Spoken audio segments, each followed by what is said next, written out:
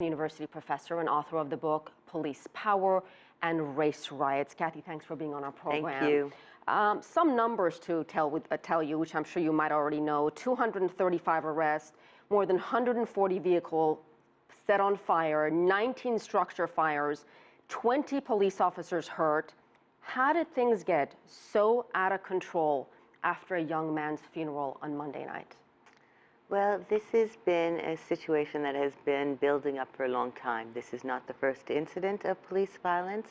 The Baltimore Sun published a whole litany of incidents of police violence, including a bunch of people who had been killed in a police van in similar ways, whose spines were broken, who were paralyzed.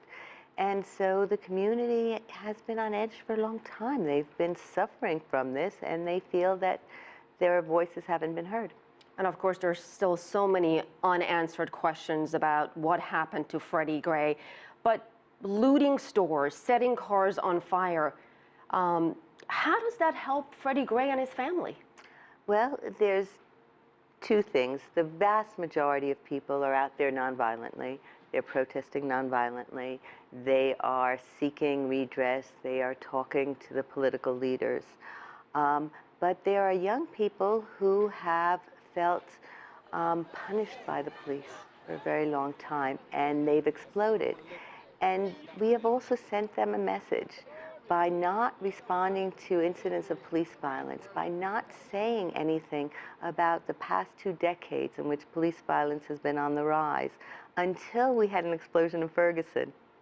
Then we are telling young people, the only way we listen to you is if you set things on fire.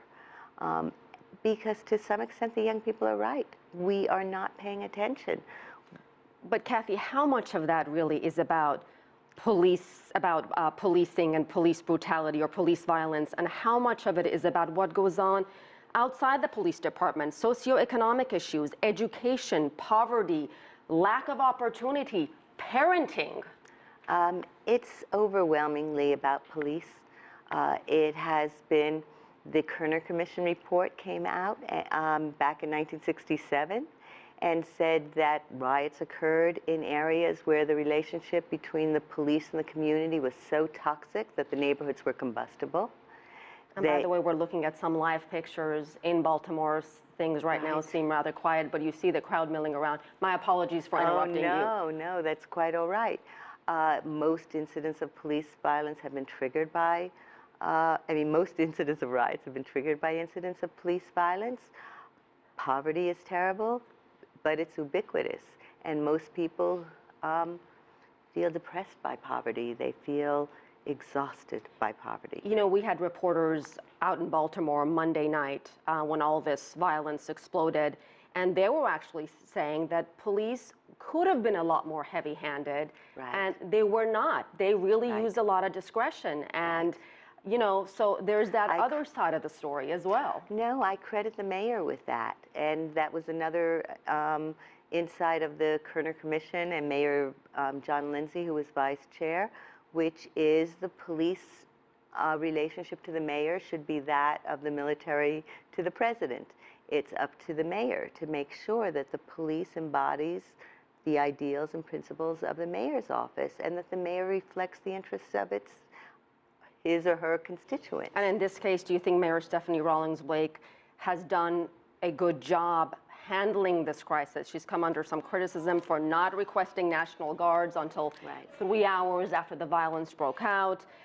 So, you know, and of course in Ferguson, there were all this criticism that the police acted too soon and were too heavy-handed. Right. So I think that she did a much better job than Ferguson. I think that the Ferguson police maintained the conflict. Remember, the conflict went on for a month, and then it came back again, because every time people were about to go home, there was another incident of police violence that provoked people again. So she's right. It was one of the lessons learned in the 60s, is that you have to calm the situation, and that means keeping the police calm, keeping them reinforced, but keeping them back. Don't allow the situation to become explosive. If the police violence triggered the explosion, further police violence just inflames those tensions. And again, we don't know exactly what happened in the Freddie Gray case, and we should get some answers in a report on Friday. Cathy Schneider, thank you so much for your time.